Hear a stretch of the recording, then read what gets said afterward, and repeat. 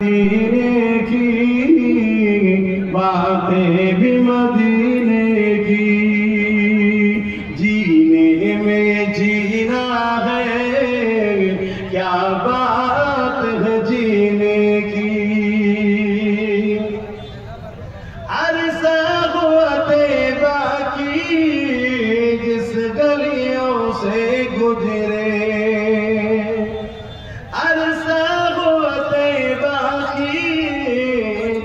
गलियों से गुजरे, इस वक्त भी गलियों से खुशबू है पसीने की। जोरे बोलो ना सुभान अल्लाह। সেই 1400-1500 বছর আগে দয়াল নবী যে রাস্তা দিয়ে ঘুরেছে, আজও সেই রাস্তার গলিতে আমার নবীর পাসিনার খুশবু পাওয়া যায়। জোরে বলুন সুবহানাল্লাহ, আরো জোরে বলো। এটা আমরা খুশি নয়, আল্লাহ নবীকে খুশবুওয়ালা নবী বানিয়েছে। জোরে বলুন সুবহানাল্লাহ। হযরত আব্দুল্লাহ হুজুরের সঙ্গে আম্মা আমিনা হুজুরের নিকাহ হলো, বিবাহ হলো। বাসর রাত, প্রথম রাত হযরত আম্মা জান আমিনা হুজুর হযরত আব্দুল্লাহ হুজুর এক জায়গায় হয়েছে। নূরে মোহাম্মদ রাসূল হযরত আব্দুল্লাহ হুজুরের কপাল মুবারকে হয়েছে। শুনছেন? আম্মা আমিনা হুজুর আর আব্বা আব্দুল্লাহ হুজুর দুজনে এক জায়গায় হলেন। আমিনা হুজুর আব্দুল্লাহ হুজুরের পেশিনা মুবারক থেকে নূর আম্মা আমিনা হুজুরের পবিত্র রেহেমে চলে যায়। জোরে বলুন সুবহানাল্লাহ। আম্মা আমিনা বলছে, তারপর থেকে আমার শরীর থেকে একটা খুশবু বেরোনো শুরু হয়েছে। জোরে বলুন সুবহানাল্লাহ, আরো চিৎকার দিয়ে বলুন সুবহানাল্লাহ। এই খুশবু বেরোতে লেগেছে।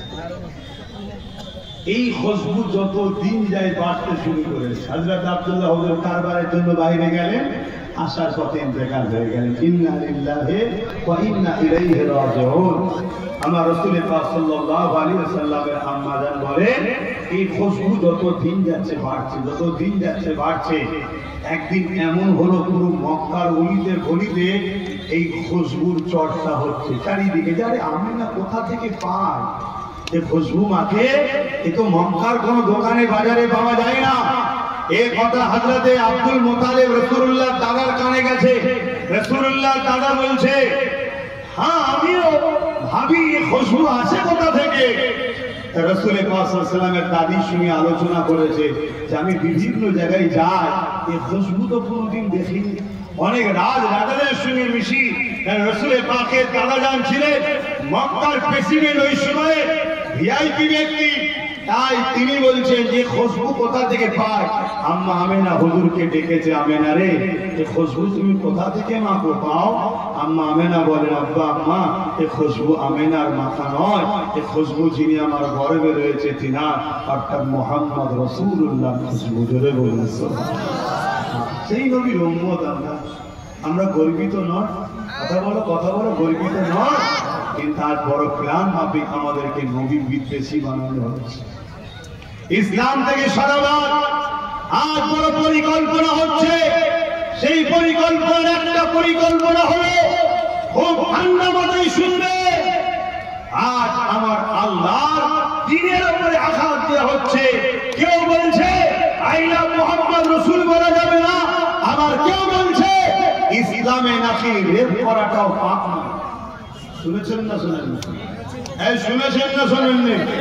এই বাংলার কথা, এই বাংলাতে কোন এক অত্যাচারী মানবরূপী পশু সে বলছে ইসলামে নাকি রেপ করাটা পাপ নয়। অথচ ইসলামী একমাত্র ধর্ম, যে ধর্ম আল্লাহ শ্রেষ্ঠ নিয়ামত জান্নাতকে মায়ের পায়ের তলাতে রেখেছে। জোরে বলুন সুবহানাল্লাহ। আল জান্নাতু তাতা আকদামুল উম্মাহাত। প্রত্যেকটা ছেলেদের জান্নাত, প্রত্যেকটা পুরুষের জান্নাত, নারীর তার মায়ের পায়ের তলাতে। জোরে বলুন সুবহানাল্লাহ, আরো চিৎকার করে বলুন সুবহানাল্লাহ। ইসলাম বলছে কারো ঘরে যদি প্রথম কন্যা সন্তান হয়, এর মানে ওই বাপকে মহান স্রষ্টা জান্নাতের সংবাদ দিল। জোরে বলুন সুবহানাল্লাহ। এ মায়ের জাতেরা, এ নারী জাতেরা, তোমরা যদি আমার কথা শোনো তাহলে মনে রেখে দিও, ইসলাম তোমাদেরকে এত মর্যাদা, এত সম্মান দিয়েছে। আল্লাহ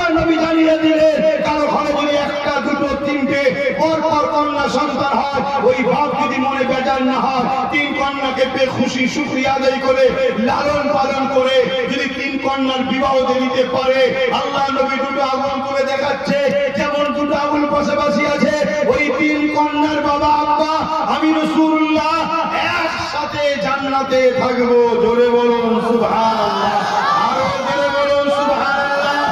মায়ের জাতকে বলবো, মায়েরা সন্তানকে রসুলের প্রেমের শিক্ষা দেন, সন্তানকে আহলে রসুলদের প্রেমের শিক্ষা দেন, সন্তানকে কোরআনের শিক্ষা দেন। তারপরে 4র্থ নম্বর, সন্তানকে ডাক্তার, উকিল, জজ, ডিএম, ব্যারিস্টার, আইএস, আইপিএস যা বানাবেন বানান, কিন্তু প্রথমেই 3টে শিক্ষা দিতেই হবে। এটা আমার রসুলের হুকুম। আর হুকুম জোরে বলে, নাম্বার 1 নবীর প্রেম, নাম্বার 2 আহলে রাসূলদের প্রেম, নাম্বার 3 কোরআনের শিক্ষা। আজ আমাদের কাছ থেকে একদল উলামারা বড় প্রিয় নবী আগের দুটোর কথাকে বাদ দিয়েছে, শুধু বলছে কোরআনের শিক্ষা দাও, কোরআনের শিক্ষা দাও। আর আমি আল্লাহ দোস্ত বলছে প্রথমে শিক্ষা দাও হুব্বে রাসূল, তারপরে শিক্ষা দাও হুব্বে আলে বায়াত, তারপরে শিক্ষা দাও কোরআনের নবীর কথা। শুনছেন না? শুনছেন কেন? কোরআন পেয়ে মানুষ জান্নাতি হয়, আবার কোরআন পেয়ে কোরআনের লোড না নিতে পেয়ে মানুষ জাহান্নামী হয়ে যায়। শুনছেন তো না? ওষুধে মানুষ সুস্থ হয়, শরীর ঠিক না থাকলে ওষুধের রিয়াকশনে মারাও যায়। বুঝছেন না? বলেন না?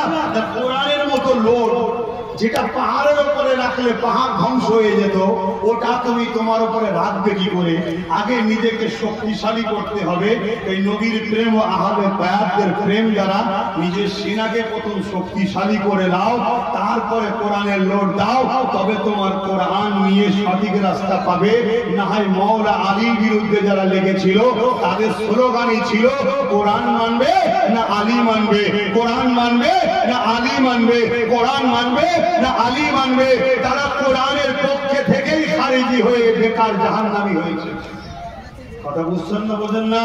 আর রাসূলের সাহাবারা কি বললে? আমরা অবশ্যই কোরআন মানবো, কিন্তু তোদের থেকে নয়, মাওলা আলীর থেকে মানবো। জোরে বলুন সুবহানাল্লাহ। কারণ নবী বলেছেন আলী হলো, আমি রাসূল হলাম ইলম, আর আলী হলো মাওলা আলী শেরে খোদা হলো ইলমের দরজা। জোরে বলুন সুবহানাল্লাহ। আমার ভাইগুলো শুনছেন? বুঝছো তো ভাই? আমি এতটুকু মিশন আমার একটাই, যে আমার ভাইগুলো কমসে কম মারধর খেয়ে হলেও যেন জান্নাত থাকে। এই জান্নাত যেতে গেলে ভাই ভিসা লাগবে, বোঝেন তো নাকি? ভিসা, ভিসা বোঝেন তো? আপনারা আরবে যান না অনেকে, এই দেশ থেকে ও দেশে যেতে গেলে ভিসা লাগে না? লাগে না? তা দুনিয়ার দেশ থেকে জান্নাতের দেশে যাবেন, ভিসা লাগবে না? হ্যাঁ, দুনিয়া হলো ভিসা অফিস, আর পাসপোর্ট হলো এইটা সিনা। এখানে ভিসার স্ট্যাম্প মারতে হবে, স্ট্যাম্পটা হলো লা ইলাহা ইল্লাল্লাহ মুহাম্মাদুর রাসূলুল্লাহ। আল্লাহকে আল্লাহর মতো মানা, রাসূলকে রাসূলের মতো মানা। আল্লাহ শানে যদি ইখতিলাফ করো, আল্লাহ মর্যাদা মাকামে যদি ইখতিলাফ করো, তাহলে আল্লাহ মানা হবে না। নবী পাকের শান মর্যাদায় যদি খাটো করো, আর রাসূল মানা হবে না। শুনছেন তো? সেই ইসলাম এখানে লাগাও, তারপরে তো তুমি জান্নাতে পৌঁছে যাবে। আর এই ভিসাটা চেক হবে কোথায়? কবরে। চেক হবে কোথায়? কবরে। হ্যাঁ, মান রব্বুকা, তোমার রবকে রব্বি আল্লাহ, মা দিনুকা, তোমার দিন কি? দ্বীন-ই ইসলাম। তারপরে কি? নবীকে হাজির করিয়ে দেখানো হবে, ইনি হলেন মুহাম্মদ সাল্লাল্লাহু আলাইহি ওয়াসাল্লাম। ইনার সম্বন্ধে তোমার দুনিয়া জিন্দেগির রায় কি ছিল বলো? শুনছেন? ওইখানেই যদি ব্রেক ফেল হয়ে যায়, আগের দুটো ঠিক বলার পরও জাহান্নামে যেতে হয়, না কবরে আযাব হবে।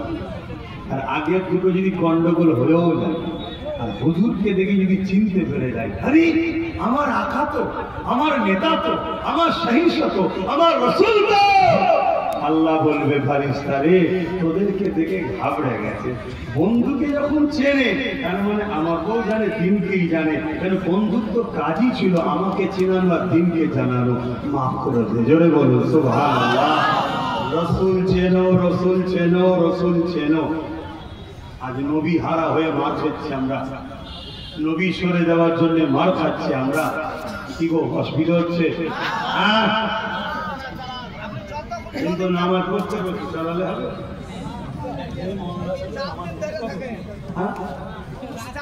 আসেন আমি যে কথা বলছিলাম, হাবিবে আমার এই কথাটা বলে দিই। হাবিবে আমার আল্লাহ রসুলকে বলতে লাগলে, হে আব্দুল্লাহ বিন মুহাম্মদ সাল্লাল্লাহু আলাইহি ওয়াসাল্লাম, আপনি নাকি নবী দাবি করেছে। আল্লাহ নবী বললেন, আমি দাবি করিনি, আমার আল্লাহ আমাকে খাতিমুন নবী বানিয়েছে। ওই সময় হাবিবে আমার বলতে লাগলো, তাহলে আপনি কিছু মুজেজা করে দেখা। এ যুবকেরা ওই সময় তারা জানতো মুজেজা নবীদের দ্বারা হয়, আর উলামা দাবি করে নবীর মুজেজা মানতে চাইছে না। বড় দুঃখ লাগে, বড় কষ্ট লাগে। হাবিবে আমারই বলতে লাগলো, আপনি আকাশে কিছু করে দেখা। ওই সময় আল্লাহ নবী আসমানের দিকে মুখ তুলে বলতে লাগলেন, এ হাবিবে আমারই রে, এই আকাশের চাঁদটাকে টুকরো করে কি দেখাবো? এই কথা শোনার সাথে সাথে হাবিবে আমাদের বল বন্ধ হয়ে গেল, কথার বেরোতেছে না যে চাঁদ টুকরো করে কি করে, চাঁদ টুকরো হবে কি করে? হাবিবে আমানি তো জানে না কার সাথে কথা বলছে। চাঁদটাও তো রাসূলকে ইশক করে, জোরে বলুন সুবহানাল্লাহ। কিন্তু আমরা শ্রেষ্ঠ মানুষে চাঁদের কাছে আমরা হার মেনে গেছি। হার মানে হাবিবে আমানি যখনই বললো, চুপ করে গেল। আল্লাহ নবী উত্তরের আশা করলো না, উঙ্গলি ইশারা করলো। চাঁদ নিজেকে নিজে দুটুকরো করে, এক টুকরো আবু কুবাইস পাহাড়ের এদিকে, আর এক টুকরো এইদিকে, এইভাবে বেশ কিছুক্ষণ থাকতে লাগলো। জোরে বলল সুবহানাল্লাহ, আরো জোরে বলেন সুবহানাল্লাহ। এটা কি আমাদের খুশি নয়? কথা বলে, এটা কি আমাদের গর্ব নয়? পৃথিবীতে অনেক নেতা এসেছে, অনেক নেতা আছে যারা আমার নেতার বিরোধী করে, তাদেরকে খুলে আম চ্যালেঞ্জ দিচ্ছি। আসো, কোন মায়ের বেটা যদি থাকো, মাওলা আলী যখন আসরের নামাজ চলে গিয়েছিল, আল্লাহ নবী ইশারা করেছে, সূর্য উঠেছে, তোমরা যারা আমার নবীর বিরোধী করছো, তোমরা একটা বাল্ব জ্বালিয়ে দেবো, আলো জ্বালিয়ে দেবো। সমস্ত নেতাগুলো, সে আমেরিকার প্রেসিডেন্ট হোক, রুশের প্রেসিডেন্ট হোক, ফ্রান্সের প্রেসিডেন্ট হোক, আমার দেশের হোক, সবাই এক জায়গায় হয়ে ওই আলোটাকে একটু সরাতে পারো কি দেখি তো? কথা বুঝে আসছে না রে? আমার নেতা কে? তার উম্মত আমরা, আর তার পিছনে ছুটছি আমরা। ভাবো নিজেকে, চেনো, আজকে চেনো, আজকে যাও তার পিছনে ছুটে ছুটে ছুটে ছুটে গোলাম থেকে গোলাম এত নিকৃষ্ট হয়ে গেছি যে আজকে আমাদেরকে বড় প্ল্যান মাফি কাফের বানাবার পরিকল্পনা হচ্ছে। শুনবেন? আমার রাজ্য সরকার দীঘাতে একটা মন্দির করেছে, জানেন তো নাকি? ওই মন্দির করেছে রাজকোষ থেকে, যেটা উচিত নয়। তারপরও চলো ছেড়ে দিকে যাও, যা বাচ্চার বলে কাজ নেই। কিন্তু সেই মন্দিরের প্রসাদ রেশনে